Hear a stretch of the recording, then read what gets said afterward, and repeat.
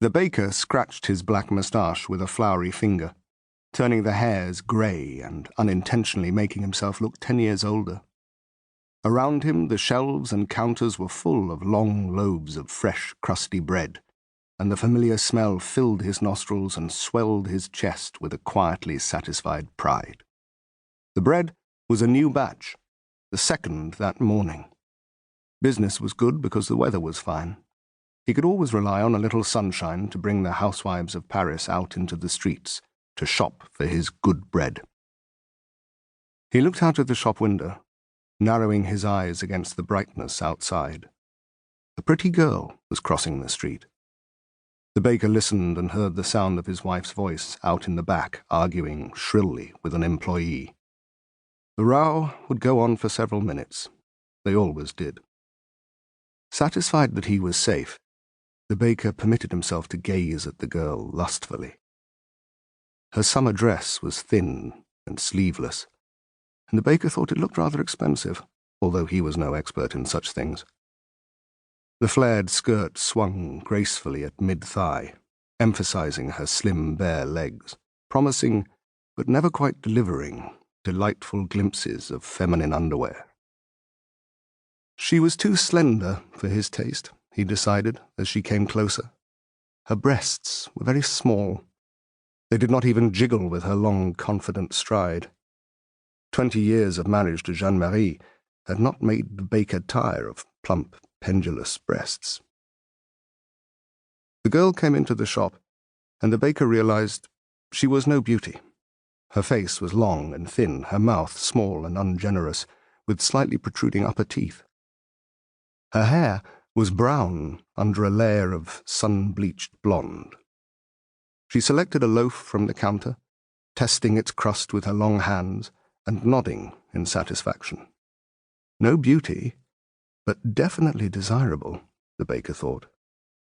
Her complexion was red and white, and her skin looked soft and smooth, but it was her carriage that turned heads. It was confident, self-possessed. It told the world that this girl did precisely what she wanted to do and nothing else.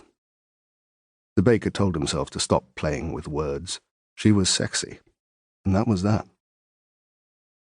He flexed his shoulders to loosen the shirt which was sticking to his perspiring back. "Chaud, hein?" he said. The girl took coins from her purse and paid for her bread. She smiled at his remark, and suddenly she was beautiful. "Le soleil. Je l'aime," she said. She closed her purse and opened the shop door. "Merci," she flung over her shoulder as she left. There had been a trace of accent in her French, an English accent, the baker fancied. But perhaps he had just imagined it to go with her complexion. He stared at her bottom as she crossed the street, mesmerized by the shift of the muscles under the cotton. She was probably returning to the flat of some young, hairy musician who would still be in bed after a night of debauchery. The shrill voice of Jeanne-Marie approached, shattering the baker's fantasy. He sighed heavily and threw the girl's coins into the till. Dee Sleign smiled to herself as she walked along the pavement away from the shop. The myth was true. Frenchmen were more sensual than Englishmen. The baker's gaze had been candidly lascivious, and his eyes had homed in accurately on her pelvis. An English baker would have looked furtively at her breasts from behind his spectacles. She slanted her head back and brushed her hair behind her ears to let the hot sun shine on her face. It was wonderful, this life, this summer in Paris.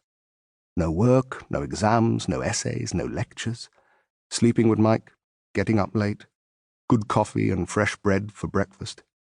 Days spent with the books she'd always wanted to read and the pictures she liked to see. Evenings with interesting, eccentric people. Soon it would be over. Before long, she would have to decide what to do with the rest of her life, but for now, she was in a personal limbo, simply enjoying the things she liked, with no rigid purpose dictating the way she spent every minute.